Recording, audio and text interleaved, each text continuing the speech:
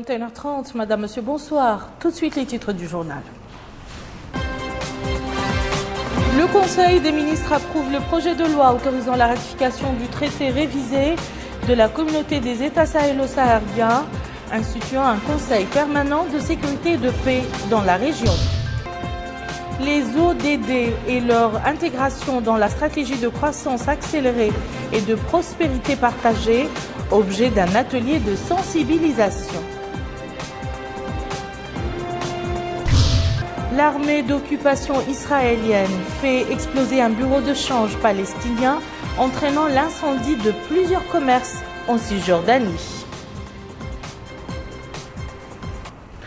Je vous le disais dans les titres, le Conseil des ministres réuni ce jour sous la présidence de Mohamed Ould Abdel Aziz, président de la République, a approuvé le projet de loi autorisant la ratification du traité révisé de la communauté des États sahélo-sahariens, SINSAD, adopté à N'Djamena au Tchad le 16 février 2013 par la conférence des chefs d'État. Ce présent projet de loi a pour objet de finaliser la procédure de ratification du traité révisé de la communauté des États sahélo-sahariens SINSAD, adopté à N'Djamena au Tchad le 16 février 2013 par la conférence des chefs d'État. L'objectif de ce nouveau traité est de permettre de mieux répondre aux attentes des États membres en termes d'intégration régionale et de renforcement de la coopération, notamment dans les domaines de sécurité, de développement durable et de lutte contre la désertification et des effets négatifs des changements climatiques. D'autres projets de décret ont été également adoptés. Projet de décret accordant le permis de recherche numéro 2155 pour les substances du groupe 2 dans la zone de Tarf Tokobre, Wilaya du Gorgol, au profit de la société Soho Propriété Naturelle Ressources SAR. Projet de décret accordant le permis de recherche numéro 2156 pour les substances du groupe 2 dans la zone de Hsei Sidi, Wilaya de l'Asaba et du Gorgol, au profit de la société Soho Propriété Naturelle Resources Limited. SAR, pardon. Projet de décret accordant le permis de recherche numéro 2182 pour les substances du groupe 2 dans la zone de Taïba, Wilaya de l'Asaba et du Gorgol, au profit de la société Tijirit Mining, société anonyme. Projet de décret accordant le permis de recherche numéro 2183 pour les substances du groupe 2 dans la zone de Wad Limgil Sud, Wilaya du Gorgol, au profit de la société Tijirit Mining, société anonyme.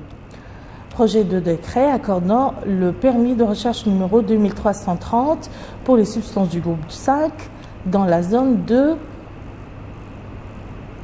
Tedermash, sud-ouest, Wilaya du Trarza, de l'Ichiri et de Dakhlet Nouadhibou, au profit de la société Surikate Sarla. Ces projets de décret visent à impulser les efforts de valorisation de nos ressources naturelles conformément aux objectifs de développement du pays, tout en répondant aux besoins des promoteurs de plus en plus intéressés à investir dans le secteur minier national. Le ministre des Affaires étrangères et de la coopération a présenté une communication relative à la situation internationale. Le ministre de l'Intérieur et de la décentralisation a présenté une communication relative à la situation intérieure.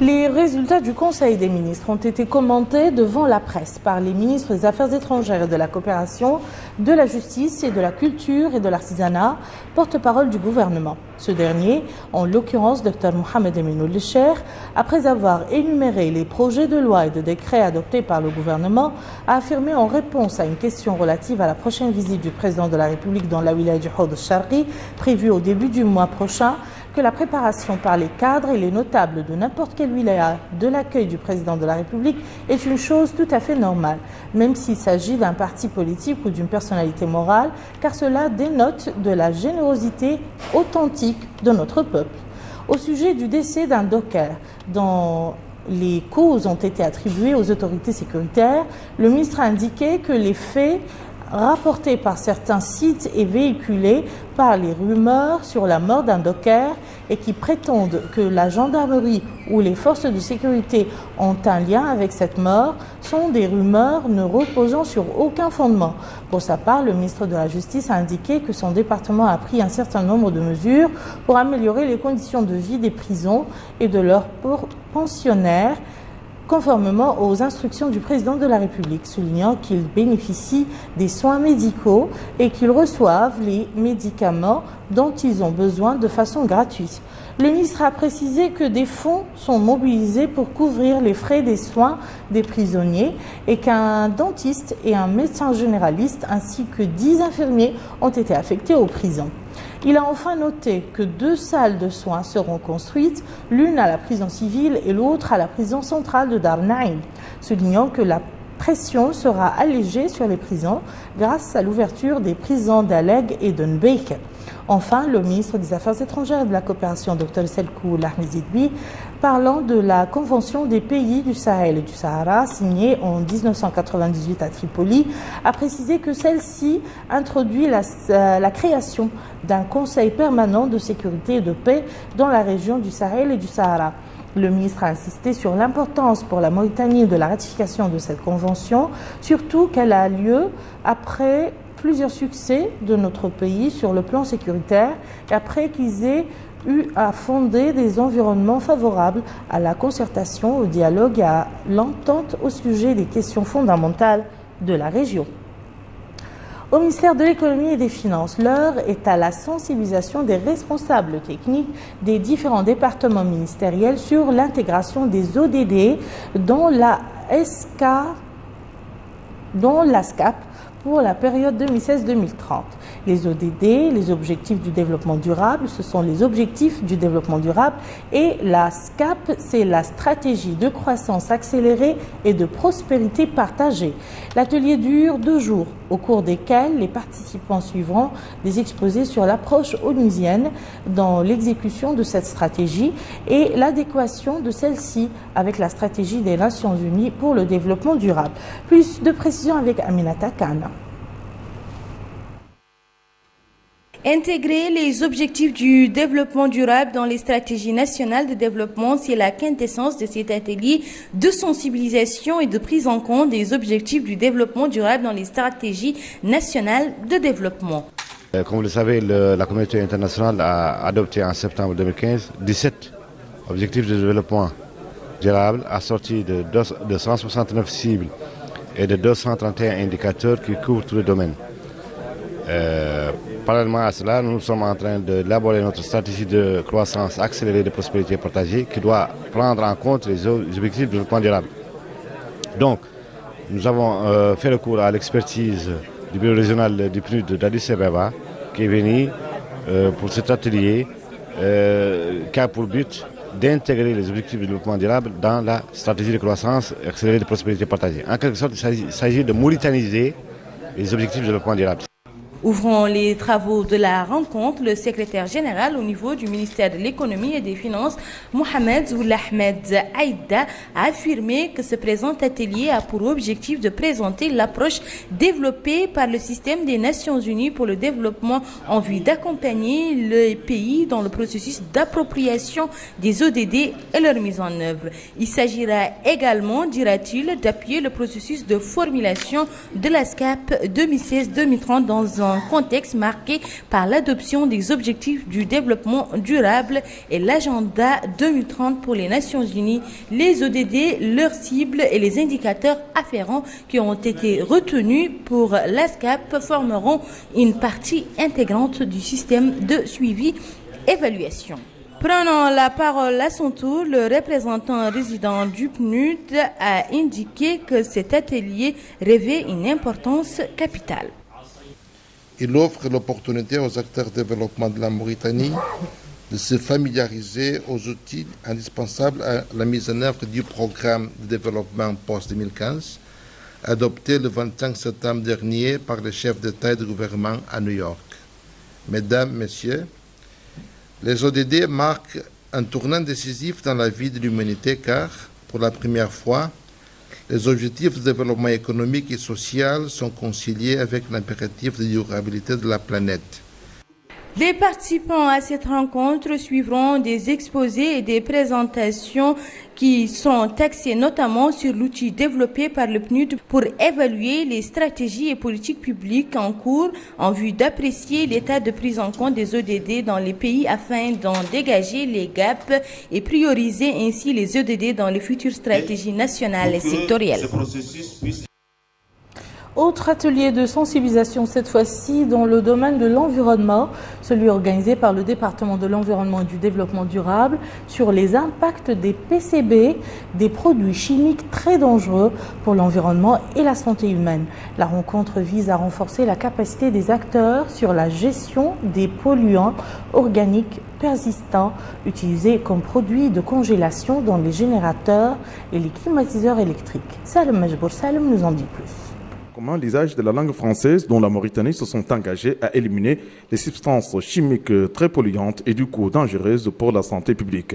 Parmi ces produits figurent des huiles généralement utilisées par certaines compagnies nationales ou internationales pour faire fonctionner les générateurs ou transformateurs d'énergie électrique. En Mauritanie sont concernés la Société mauritanienne industrielle et minière, la SNIM, et la Société mauritanienne d'électricité, la Somalec.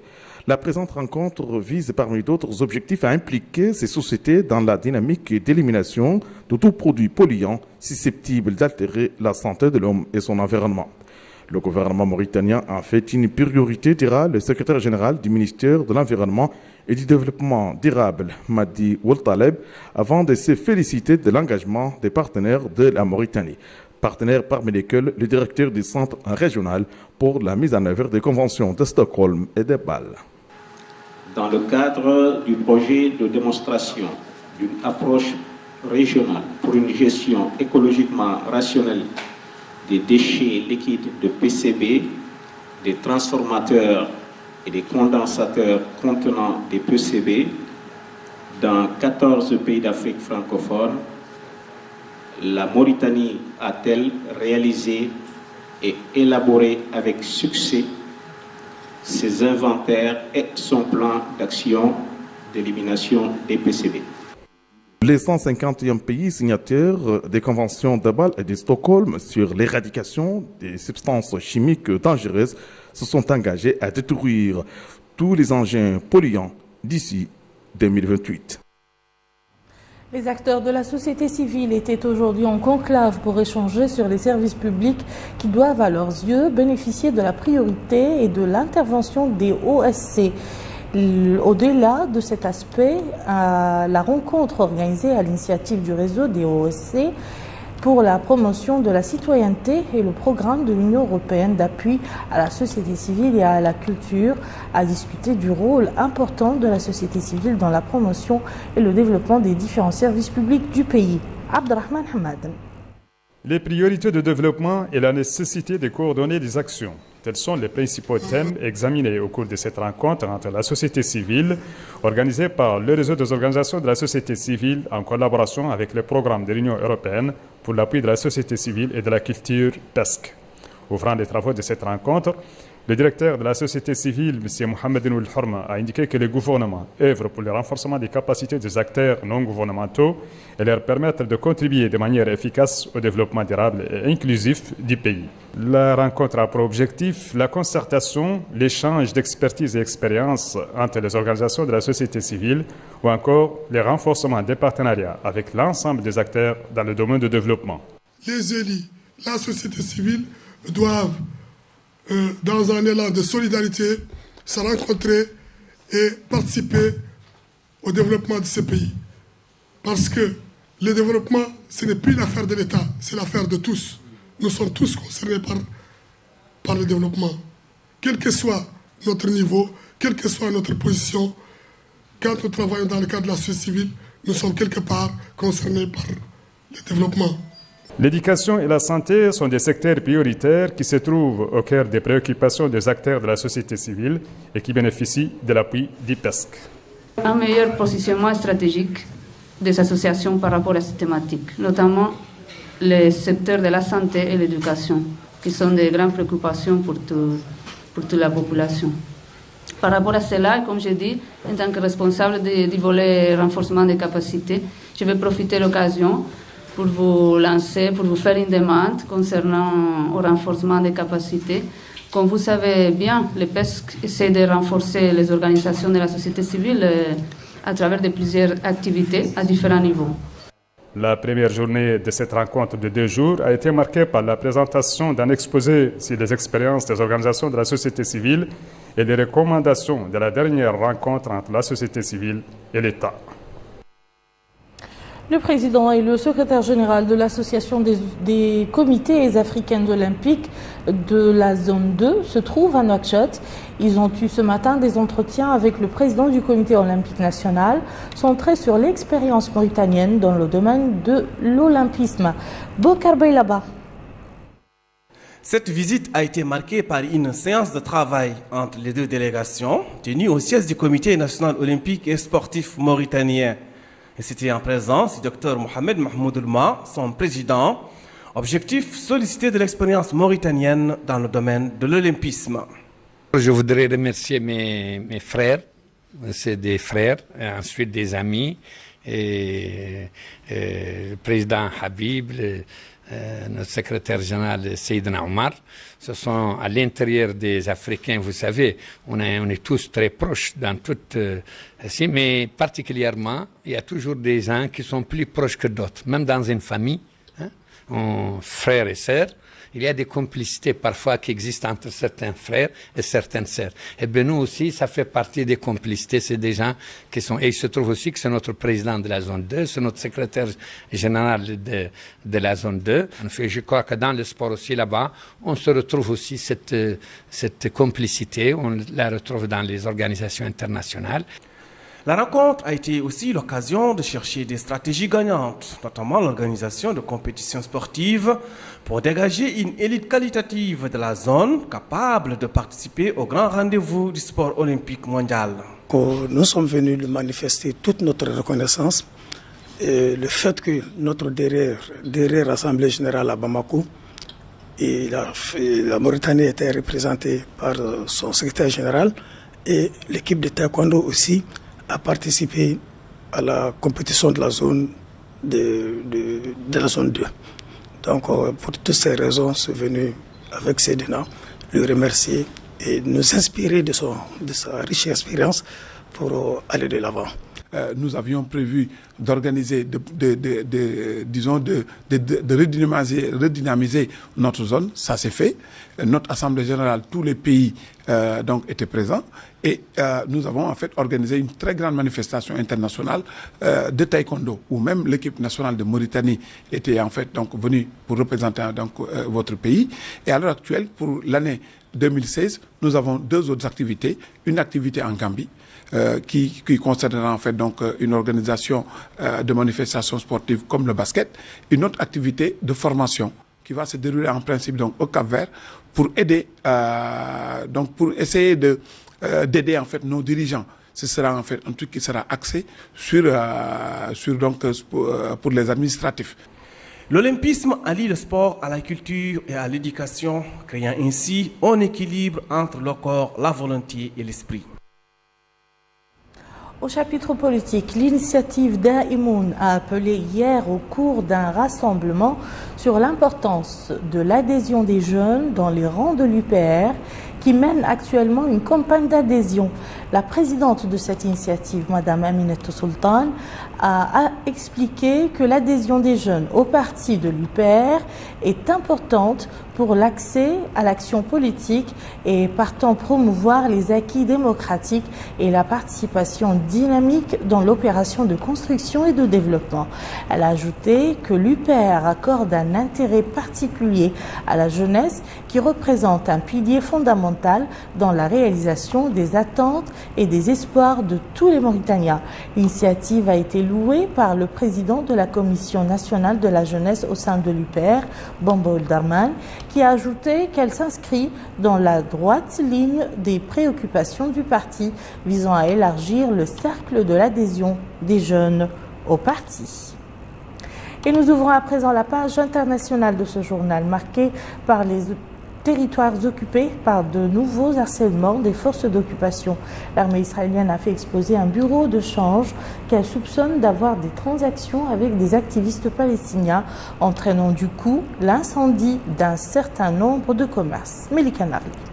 Les forces d'occupation israéliennes ont mis le feu à une dizaine de fabriques palestiniennes dans la ville de Beera en utilisant des explosifs au cours d'une opération contre un bureau de change soupçonné d'utiliser des fonds appartenant à des activistes palestiniens. Des responsables des sapeurs-pompiers ont déclaré qu'il n'y a pas eu de mort suite à l'incendie qui s'est propagé avant l'ouverture des bureaux dans ce bâtiment de 3 étages. De sources palestiniennes, il a été souligné que les forces d'occupation israéliennes ont entravé l'arrivée des sapeurs-pompiers venus à la rescousse pendant plus de 40 minutes, ce qui a eu pour conséquence l'aggravation de l'étendue de l'incendie qui s'est propagé et a causé d'importantes pertes matérielles à des biens palestiniens. Une porte-parole des forces d'occupation israéliennes a déclaré que les militaires israéliens voulaient récupérer des documents de ce bureau de change soupçonné d'utiliser des fonds appartenant à des activistes palestiniens en forçant les armoires au moyen d'explosifs, ce qui a provoqué l'incendie. Beera, le lieu de cet acte criminel, relève au plan administratif et sécuritaire de l'autorité palestinienne et pourtant, les forces d'occupation israéliennes y mènent souvent des opérations sous le prétexte de traquer des activistes palestiniens dans la région.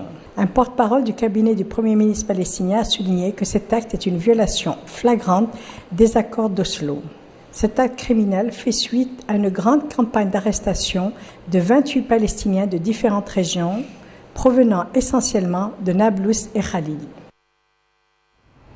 D'autres nouvelles en bref et en images en Ukraine, où le Parlement a approuvé la nomination du Premier ministre par le nouveau président et Barack Obama qui affirme que les djihadistes désormais sur la défensive n'ont pas enregistré une seule opération au sol couronnée de succès depuis l'été dernier. Abdul Adamabah. Le président des États-Unis d'Amérique, Barack Obama, a affirmé au sortir d'une réunion avec son équipe de sécurité nationale au siège de la CIA que le groupe État islamique est sur la défensive, aussi bien en Irak qu'en Syrie.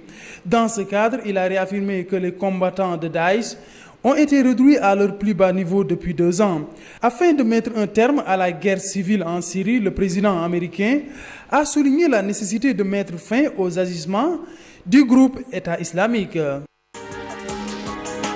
Volodymyr Groysman est le nouveau Premier ministre ukrainien. 257 députés ont voté en faveur du nouveau Premier ministre alors qu'il n'avait besoin que de 226 voix.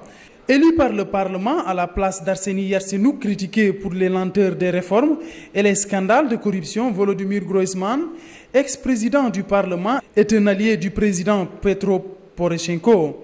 Les parlementaires ont aussi approuvé le programme d'action du nouveau gouvernement, qui est ainsi à l'abri durant toute une année de toute tentative de destitution.